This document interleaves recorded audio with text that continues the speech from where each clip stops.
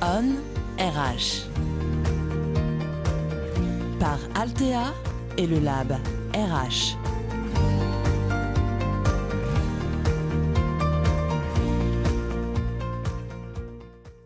Bonjour et bienvenue dans On RH, cette nouvelle émission proposée par le cabinet de conseil Altea et le Lab RH. Tous les mois, découvrez en podcast tout ce qui fait l'actualité de l'innovation RH sur notre page YouTube ou sur Deezer. Effectivement David, et au programme de cette première partie, nous aborderons le thématique des chatbots RH. Alors qu'est-ce qu'un chatbot RH ? Quels sont leurs usages, leurs intérêts, leurs limites et surtout leur impact sur les DRH ? Autant de sujets que nous aborderons aujourd'hui avec nos invités. Également au cours de l'émission, notre rubrique Les tubes à essai qui permettra de vous faire découvrir des startups qui gagnent à être connues. Et cette première émission s'intitule Les DRH bottent-ils en touche ? C'est parti pour la première de On RH. On RH. Bienvenue à vous dans cette première de On RH. On est ravis de vous accueillir pour ce nouveau rendez-vous, cette nouvelle émission qui vous est proposée sur YouTube et sur les réseaux sociaux. Et nous allons ensemble découvrir lors de cette émission les usages autour des chatbots RH. Cette première émission est consacrée, comme je vous l'ai dit, aux bots RH en compagnie de nos invités, Margot. Absolument, nous recevons aujourd'hui Salim Jarnit qui est cofondateur de la startup Clévy.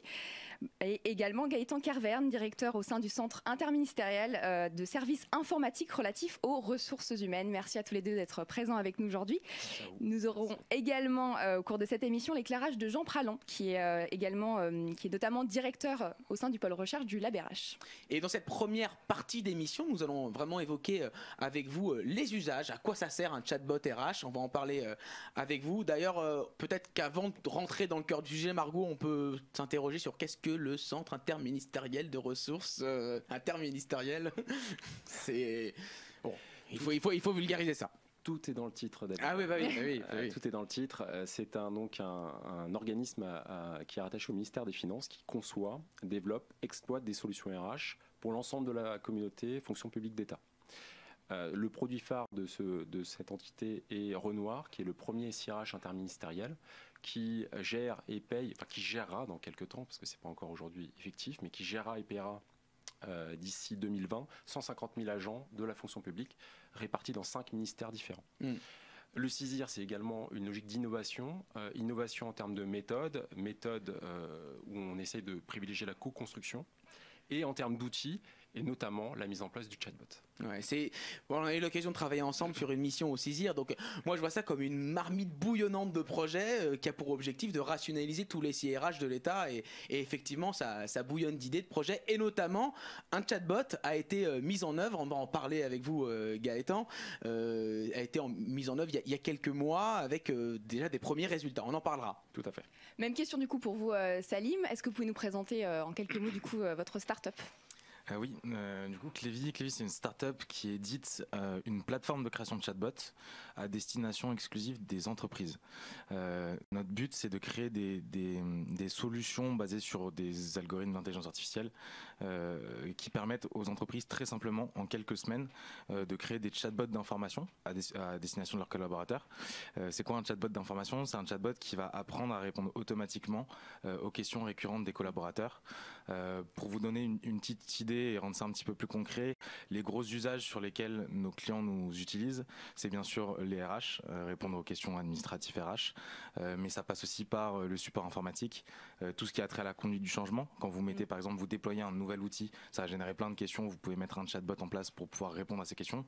Et aussi là, on est en train de se mettre aussi sur la compliance, qui génère beaucoup de questions, qui est la compliance, pour que tous nos auditeurs puissent bien comprendre. Voilà, c'est ça. Je vais essayer d'éviter la conformité. Sinon on peut le faire en anglais, faisons-le en anglais complètement. Les règles et risques auxquels les grosses entreprises doivent se plier, c'est des sujets qui sont assez centraux dans les entreprises, qui sont pas très sexy, et du coup on a du mal à communiquer dessus. Du coup mettre en place des outils qui sont un peu innovants et qui sont beaucoup plus ludiques et plus simples à utiliser pour pouvoir se renseigner sur ce genre de sujet, c'est une demande qu'on a de plus en plus de la part de nos clients. Mais vous allez rendre le sujet sexy, en tout cas. Je vais essayer. Pour redécouvrir qu'est-ce que fait concrètement un bot, vous avez commencé à esquisser les traits de à quoi ça sert un chatbot RH. On a décidé de demander directement à un chatbot RH. Alors il s'appelle Jean-Pierre. Qu'est-ce qu'il fait Jean-Pierre? Bonjour David, Par contre, mon prénom, c'est Jean-Claude. Ah, ok, pardon Jean-Claude. Alors Jean-Claude, est-ce que tu peux nous expliquer à quoi ça sert un chatbot RH? Je suis un robot qui permet d'automatiser le dialogue avec un consommateur ou un collaborateur. Je suis basé sur une logique de questions-réponses. Bon, est-ce que la définition elle est très succincte, très vulgarisante, est-ce que ça convient? Ah, moi je respecte totalement ce que vient de dire Jean-Claude. Gaëtan? Tout à fait d'accord avec Jean-Claude. Bon, alors si on est tous d'accord avec Jean-Claude, tout va bien? Absolument. Alors Salim, vous nous avez expliqué un petit peu comment ça marchait aujourd'hui concrètement un chatbot. J'ai cru comprendre qu'il y avait 2 types de chatbots aujourd'hui. Est-ce que vous pouvez nous en dire un tout petit peu plus sur ce sujet-là? Avec plaisir.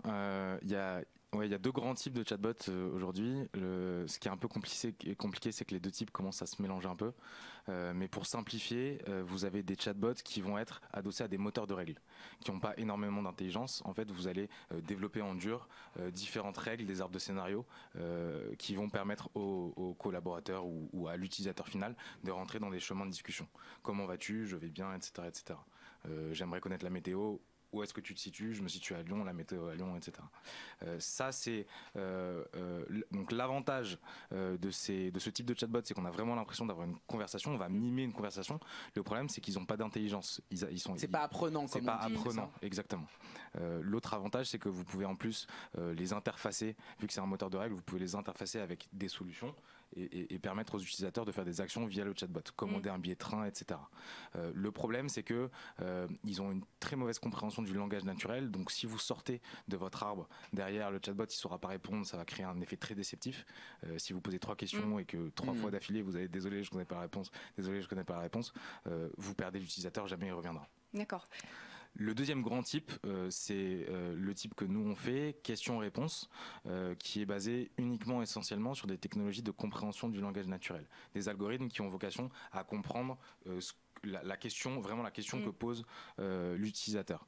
Ça va beaucoup plus loin qu'un moteur de recherche basé sur des mots-clés. Pourquoi? Parce que le but de ces algorithmes, c'est de comprendre par exemple que qu'est-ce qu'on mange à midi et c'est quoi le menu de la cantine. C'est exactement la même intention, ça appelle la même réponse, alors qu'ils n'ont aucun mot en commun. C'est pour ça que c'est un petit peu plus puissant. Oui, c'est un niveau, on va dire, d'intelligence artificielle supérieur par rapport à un arbre logique. Exactement. Que vous, Gaëtan, vous avez plutôt pour l'instant dans cette première étape du chatbot Rebecca, puisqu'il s'appelle comme ça, le chatbot Rebecca. Vous êtes plutôt dans un premier temps dans la première partie, c'est-à-dire un arbre logique de règles de gestion qui permet d'informer les gestionnaires RH. Complètement ça, David. On est plutôt sur cette. On serait heureux d'avoir la deuxième partie, mais en ce moment, on est vraiment sur cette première partie. Où on a effectivement modélisé un certain nombre de règles de gestion RH de la fonction publique qui sont assez complexes, qui posent problème à beaucoup de gestionnaires, afin de leur simplifier la vie, l'accès à ces informations. On essaie de les modéliser dans le chatbot. Donc effectivement, on a rentré ces informations dans le chatbot et via une question simple, il y a effectivement, comme le disait Salim, il rentre dans une arbre pour essayer de trouver la réponse correspondante à la demande qui a été faite par écrit. On est vraiment dans ça. L'apprenant, c'est plutôt l'humain derrière qui va enrichir le chatbot pour répondre à plus en plus de questions. Oui.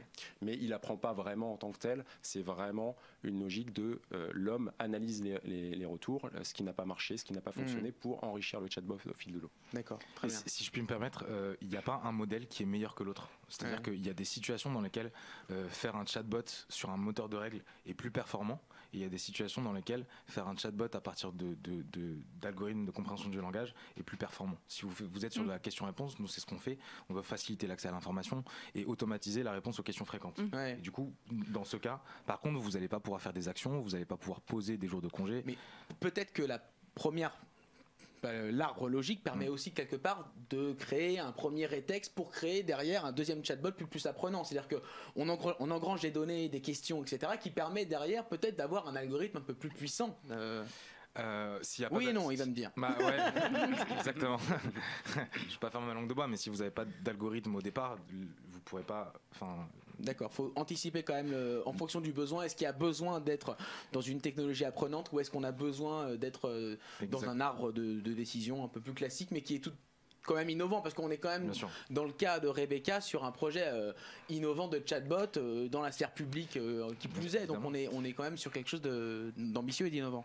l'avantage qu'on avait sur Rebecca, c'est que tout le contenu était déjà modélisé, était déjà proprement structuré, et donc l'assistant virtuel, l'avantage de cette structuration a permis d'alimenter l'assistant virtuel assez rapidement et de mettre en production le chatbot en 5-6 mois, ce qui est assez rare dans la fonction publique, de mettre en place aussi rapidement en production quelque chose du fait de la structuration qui était déjà effective. Peut-être que je pense qu'on se serait posé la question des algorithmes si on n'avait pas eu cette structuration initiale. On va parler de retour d'expérience dans quelques instants. Absolument. Alors nous avons également interrogé Jean Pralon, qui est directeur du pôle recherche au sein du Lab RH, et qui estime lui en fait qu'une des vocations des chatbots RH est de permettre finalement aux collaborateurs de poser des questions assez malaisantes à l'équipe RH, au DRH. Écoutez l'interview de Jean Pralon. Dans le recrutement, la plupart des questions que les candidats ont envie de poser sont des questions qui sont un peu inconfortables. Est-ce que je vais avoir des tickets resto? Est-ce que je vais bien payer? Combien de temps est-ce que je vais travailler?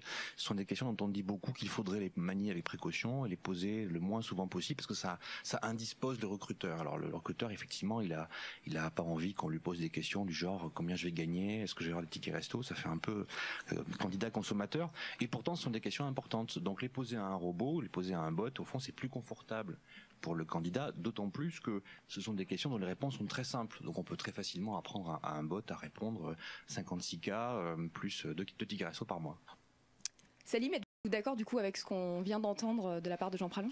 Je suis d'accord et j'irai même plus loin, pas seulement dans le recrutement. C'est des questions qui sont aussi inconfortables pour les collaborateurs. Poser des questions sur la paye, sur la mutuelle, sur le nombre de jours de congé, ça peut être vu comme des questions un peu malaisantes, un peu inconfortables, et nous c'est des questions qu'on retrouve beaucoup quand on analyse notre outil permet d'analyser les questions qui sont le plus posées par les collaborateurs. C'est des questions qui tournent beaucoup autour de la rémunération, du modèle de paye, de l'âge de départ à la retraite, etc. Du coup je suis d'accord et j'irai encore plus loin sur les avantages. Donc là je vais repartir sur la partie recrutement qu'ont un chatbot, c'est que ça permet aussi au RH de se démultiplier et de faire une sorte de pré-sourcing et pré-identification des CV pour gagner du temps et passer un peu plus de temps derrière sur la qualification des CV qui sont vus comme à forte valeur ajoutée, des profils qui sont vus comme à forte valeur ajoutée. Merci pour cet éclairage. On continue dans quelques instants de poursuivre sur cette thématique des chatbots RH, mais pour l'heure, c'est le moment de la rubrique des tubes à essai avec Clara. Les tubes à essai de On RH. Bonjour à tous, donc moi je voulais vous parler de 3 startups qui ont été récompensées en fin d'année. La première startup du jour, c'est Mailloop, qui a eu le prix Humania dans la catégorie HumanUp. Donc Mailloop, c'est une histoire d'email. En fait, vous vous êtes sans doute déjà demandé s'il était vraiment nécessaire que vous soyez en copie de tel mail ou encore si cet email que vous avez reçu à 8h du soir était vraiment indispensable. Donc c'est là que Mailloop est fait pour vous. Cette start-up a été fondée par Arthur Vincent et elle a pour objectif de sensibiliser, diagnostiquer et généraliser un bon usage de l'email. On en a tous besoin de ça. Voilà. On en a tous besoin. Donc concrètement, comment ça marche? Donc à côté des indications répondre, transférer, vous pouvez en fait cliquer sur signaler à Mailloop et donc faire part anonymement de votre ressenti. Et du coup, vous allez pouvoir sélectionner email très pertinent, pas concerné, ou même horaire d'envoi inapproprié. Et donc, une fois par mois, les concernés se reconnaîtront. Voilà.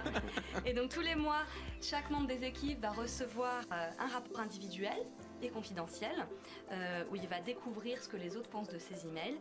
Et l'objectif, c'est de mieux comprendre comment on peut communiquer au sein de son équipe. On continue avec eLamp, trophée SIRH toujours. Donc c'est par exemple, vous montez une équipe au sein de votre entreprise et il va vous manquer une dernière une personne aux compétences bien précises. eLamp est là pour vous aider. C'est une start-up fondée par Olivier Roux qui aide à cartographier et gérer l'ensemble des compétences au sein de l'entreprise.